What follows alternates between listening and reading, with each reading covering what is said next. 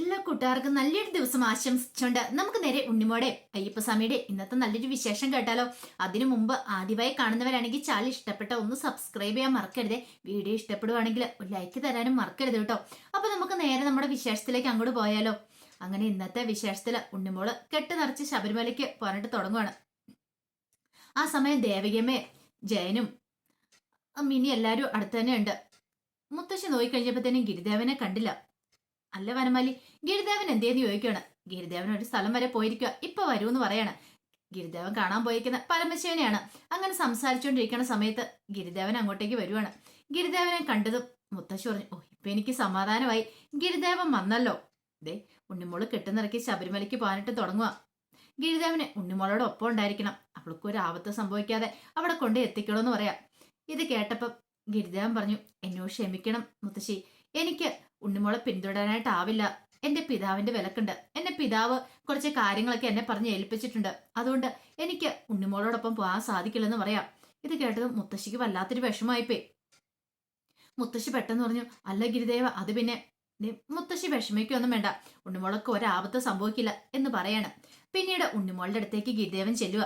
ചെന്നിട്ട് പറഞ്ഞു, പോകുന്ന വഴിക്ക് ശരണമന്ത്രങ്ങളും നാവിൽ എപ്പോഴും ഉണ്ടായിരിക്കണം, ഒരാപത്തും വരില്ല. ഭയം തോന്നിയിട്ടുണ്ടെങ്കിൽ അപ്പൊ അയ്യപ്പസ്വാമിയുടെ ശരണമന്ത്രം ജപിച്ചാൽ മാത്രം മതി. പിന്നെ അറിയാലോ, കഷ്ടകാല ദുരിതങ്ങളൊക്കെ ഉള്ളതാ. അതുകൊണ്ട് എന്ത് പ്രതിസന്ധി ഉണ്ടായാലും അയ്യപ്പസ്വാമിയുടെ അടുത്ത് എത്തുമെന്ന് മനസ്സിലൊരു തീരുമാനം വേണം. എങ്ങനെയാണെങ്കിലും ഉറപ്പായിട്ടും അവിടെ എത്താൻ സാധിക്കും. അത് മാത്രമല്ല, ഒരു കാര്യം കൂടിയുണ്ട്. പോകുന്ന വഴിക്ക് ഉണ്ണിമോള് ഒരാഹാരവും കഴിക്കരുത്. വെള്ളം കുടിക്കുകയോ ജലപാനം നടത്തുകയോ അല്ലെങ്കിൽ അന്നപാനാദികൾ ഒന്നും നടത്തുകയോ ഒന്നും ചെയ്യരുത്. കാരണം മറ്റൊന്നുമല്ല, അങ്ങനെ കഴിച്ചിട്ടുണ്ടെങ്കിൽ ആ വിഷം ശരീരം മൊത്തം പടരും. മുമ്പ് കുടിച്ച ആ ഒരു തീർത്ഥം ഉണ്ടല്ലോ, ആ കഷായ തീർത്ഥത്തിന്റെ അതങ്ങോട്ട് കെട്ടുപോകും, അതിന്റെ ശക്തിയൊക്കെ പോവും. അതുകൊണ്ട് ഒരു ജലപാനം പോലും നടത്തുകയൊന്നും ചെയ്യരുതെന്ന് പറയണം. അങ്ങനെ ഉണ്ണിമോൾക്ക് വേണ്ട ഉപദേശങ്ങളെല്ലാം നടത്തുവാണ്. ഉണ്ണിമോൾക്ക് ഗിരിദേവൻ പറയുന്ന കാര്യങ്ങളൊക്കെ മനസ്സിലായി. അങ്ങനെ അവസാനം ഗിരിദേവനും എല്ലാവരും ചേർന്ന് ഉണ്ണിമോളെ തലയിലേക്ക് ഇരുമുടി കെട്ടെടുത്ത് വെക്കുവാണ്. ഉണ്ണിമോള് സന്തോഷത്തോട് വിട്ട് അവിടെ നിന്ന് പോരുവാണ്. ഈ സമയത്ത് വല്ലാത്തൊരു വിഷമം ഉണ്ടായിരുന്നു ദേവകിയമ്മയുടെ മനസ്സിൽ. കാരണം ഉണ്ണിമോളുടെ അവസാനത്തെ ആഗ്രഹമാണ്. പക്ഷേങ്കിൽ അതുപോലും സാധിച്ചില്ലെന്ന് വന്നിട്ടുണ്ടെങ്കിൽ സഹിക്കാൻ പറ്റുന്ന കാര്യമായിരുന്നല്ലോ. ആ ഒരു ചിന്ത മുത്തശ്ശിയുടെ മനസ്സിൽ അപ്പോഴും ഉണ്ട്. ഈ സമയം അയ്യപ്പസ്വാമിയുടെ ക്ഷേത്രത്തിലെ തിരുമേനിയെ കാണാനായിട്ട് ഭക്തൻ വരുവാണ്. ഭക്തൻ എന്ന് പറഞ്ഞാൽ നോവലെഴുത്തുകാരൻ. വന്നിട്ട് തിരുമേനിയോട് പറഞ്ഞു, അങ്ങനെ അവസാനം ഉണ്ണിമോള് ക്ഷേത്രത്തിലേക്ക് പുറപ്പെട്ടു. ഉണ്ണിമോളുടെ അവസാന ആഗ്രഹം നടത്താൻ വേണ്ടിയിട്ട് അയ്യപ്പസ്വാമിനെ ദർശിക്കാന്നുള്ള അവളുടെ ആഗ്രഹം നിറവേറ്റാൻ വേണ്ടി പോയി എന്നൊക്കെ പറയണം. തിരുമേനി പറഞ്ഞു, അതെ, അവളുടെ ഏറ്റവും ഒടുവിലത്തെ ആഗ്രഹമായിരുന്നത്. അതെങ്കിലും അയ്യപ്പസ്വാമി ഒന്ന് നിറവേറ്റി കൊടുത്താൽ മതിയായിരുന്നു. പാവം കുട്ടി. ശരിക്കും പറഞ്ഞാൽ അവള് വീട്ടുമുറ്റത്തല്ല കളിച്ചു വളർന്നേ, ഈ ക്ഷേത്രമുറ്റത്താണ്. അവള് ജനിച്ചപ്പം മുതൽ അവൾ ഇവിടെയായിരുന്നു. അമ്മ മരിച്ചു പോയതുകൊണ്ട് ദേവകിയമ്മ എപ്പോഴും അവളെ ഇങ്ങോട്ടാ കൊണ്ടുവന്നിരുന്നത്. ഇവിടെ ഇങ്ങനെ കളിച്ചു നടക്കും. എന്ത് രസമായിരുന്നറിയാം. അന്നു മുതൽ ഞാൻ അവളെ കണ്ടുകൊണ്ടിരിക്കുന്ന. പാവം കുട്ടിയാ, ഒത്തിരി കഷ്ടകാലങ്ങളൊക്കെ അനുഭവിച്ചെന്ന് പറയാം. ഒരു പക്ഷേങ്കിൽ അവളുടെ ഭാഗ്യമായിരിക്കും ഇപ്പൊ അവളെ കുറിച്ച് ഒരു നോവൽ എഴുതാനായിട്ട് ഭക്തന് സാധിച്ചെന്ന് പറയണം. ഇത് കേട്ടും ഭക്തൻ പറഞ്ഞു, അതല്ല, എന്റെ ഭാഗ്യ അവളെ കുറിച്ച് ഒരു നോവൽ എഴുതാനായിട്ട് എനിക്ക് പറ്റിയത്. അവള് സാധാരണ പെൺകുട്ടിയാന്ന് എനിക്ക് തോന്നില്ലെന്ന് പറയാം. തിരുമേനി പറഞ്ഞു, അത് ശരിയാ, എനിക്കും ചിലപ്പോഴൊക്കെ അങ്ങനെ തോന്നിയിട്ടുണ്ട്. ചിലപ്പം ദൈവങ്ങളൊക്കെ മനുഷ്യനായിട്ട് ഭൂമിയിൽ അവതരിക്കുമല്ലോ, അങ്ങനെ ഒരു അവതാരമായിട്ട് എനിക്ക് ഉണ്ണിമോളെ കുറിച്ച് തോന്നുന്നേ. അവൾക്ക് മറ്റുള്ളവരുടെ എപ്പോഴും സഹാനുഭൂതിയും ദയൊക്കെ ഉണ്ടായിരുന്നു. അപ്പൊ അവളെ സഹായിക്കാനായിട്ട് ഗിരിദേവനും വാവേ എല്ലാരും കൂടെ വന്നേ. അങ്ങനെ 3 ദൈവങ്ങളെ എനിക്ക് എന്റെ മനസ്സിലേക്ക് ഓടിയെത്തുന്നതെന്ന് പറയാം. ഇത് കേട്ടതും ഭക്തൻ പറഞ്ഞു, അവരെക്കുറിച്ച് എഴുതാനായിട്ട് ഭാഗ്യം കിട്ടിയ ഞാന് പുണ്യവാന. അല്ലെങ്കിൽ തന്നെ ഓർത്തു നോക്കിയേ, ഞാൻ എത്രയോ നോവലും കഥകളൊക്കെ എഴുതിയിട്ടുണ്ട്, എത്രയോ അവാർഡുകളൊക്കെ വാങ്ങിക്കൊണ്ടിട്ടുണ്ട്.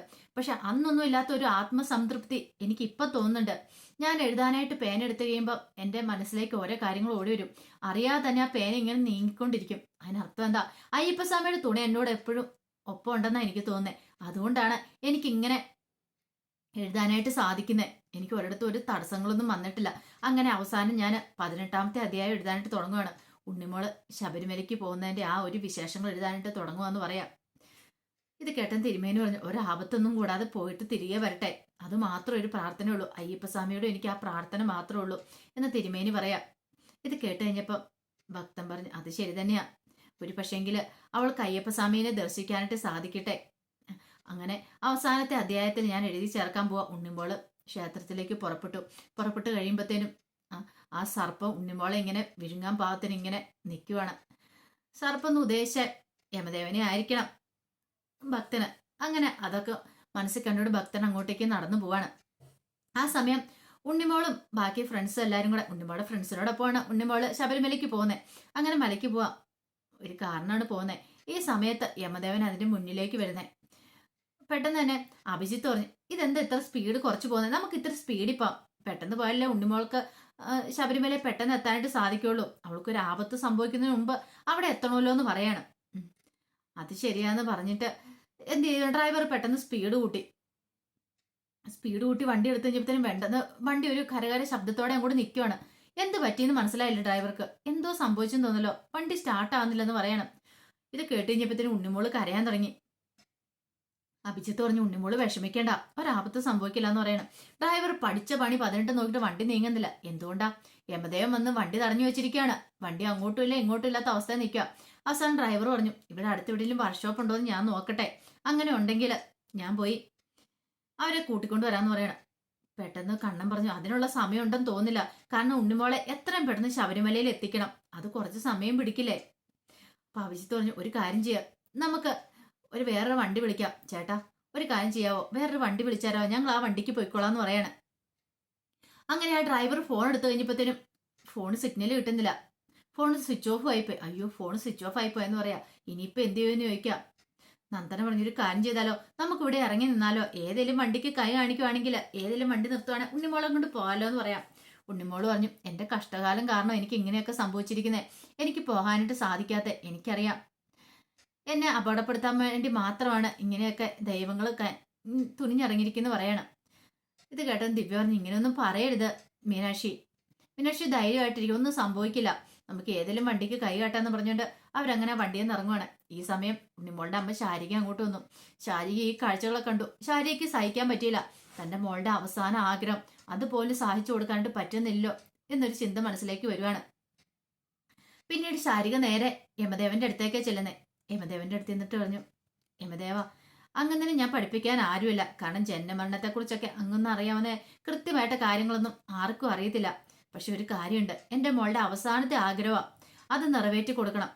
അവൾക്ക് ശ്രീഭൂതനാഥന്റെ തിരുനടയിൽ എത്താനായിട്ട് സാധിക്കണമെന്ന് പറയാം. ഇത് കേട്ടത് യമദേവൻ പറഞ്ഞു, അതിന് ഞാൻ എന്ത് ചെയ്യണം, ഞാൻ അവളോട് പോവലെന്ന് പറഞ്ഞിട്ടില്ല, ഞാൻ തടസ്സമായിട്ടില്ലെന്ന് പറയാം.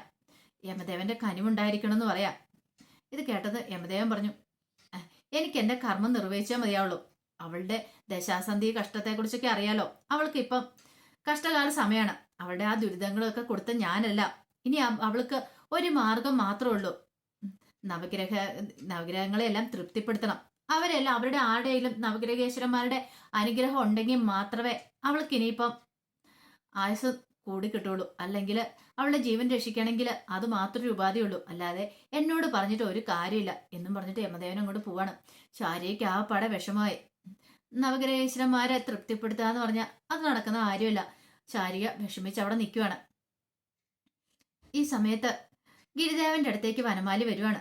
വനമാലി വന്നിട്ട് പറഞ്ഞു, അതെ ഉണ്ണിമോളുടെ പോക്കിന് തടസ്സമായല്ലേന്ന് ചോദിക്കുകയാണ്. ഇത് കേട്ടതും ഗിരിദേവൻ പറഞ്ഞു, അതെ ഉണ്ണിമോളെ അവിടെ എത്തിക്കാതിരിക്കാൻ വേണ്ടിയിട്ടാണ് യമദേവൻ ശ്രമിച്ചുകൊണ്ടിരിക്കുന്നത്. പക്ഷെ നാരായണ, ഒരു കാര്യമുണ്ട്, ഉറപ്പായിട്ടും അവളുടെ അവസാനത്തെ ആഗ്രഹം സാധിക്കും. ഇതേ ഈ ഞാൻ സാധിച്ചു കൊടുക്കൂന്ന് പറയണം. വനമാലി പറഞ്ഞു, അതത്ര എളുപ്പമുള്ള കാര്യമൊന്നുമല്ല, ഗിരിദേവൻ അറിയാലോ, കാരണം യമദേവനാണ്.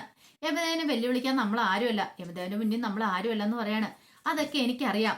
പക്ഷേങ്കില് ഒരു കാര്യമുണ്ട്, യമദേവനെ തടയാനായിട്ട് ആരാ ഉള്ളേ? സാക്ഷാൽ പരമശിവൻ തന്നെ. കാലിനെ തടയാനായിട്ട് കാലാന്തകം തന്നെ വരൂന്ന് പറയാം. അതിനുള്ള തന്ത്രമൊക്കെ ഞാൻ മനസ്സ് കണ്ടിട്ടുണ്ടെന്ന് പറയാണ്. അപ്പം വനമാലിക്ക് മനസ്സിലായി എന്തോ ഒരു തന്ത്രം ഗിരിദേവൻ കണ്ടുവച്ചിട്ടുണ്ടെന്ന്, അല്ലെങ്കിൽ ഇങ്ങനെ വരത്തില്ലല്ലോ. ഈ സമയം ഉണ്ണിമോളും കുട്ടികളും എല്ലാവരും കൂടെ നടക്കുവാണ്. അവർ കുറെ ദൂരം ചെന്ന് കഴിഞ്ഞിട്ട് അവിടെ ഇരിക്കുകയാണ്. ഒരു വണ്ടി പോലും കിട്ടിയില്ല, വന്ന വണ്ടിയൊന്നും നിർത്തിയില്ല. ഇനിയിപ്പോ എന്ത് ചെയ്യണമെന്ന് അറിയത്തില്ല. ഈ സമയം ദിവ്യ പറഞ്ഞു, ഇങ്ങനെ ഇരുന്നിട്ട് കാര്യമില്ല, നമുക്ക് നടക്കാന്ന് പറയാണ്.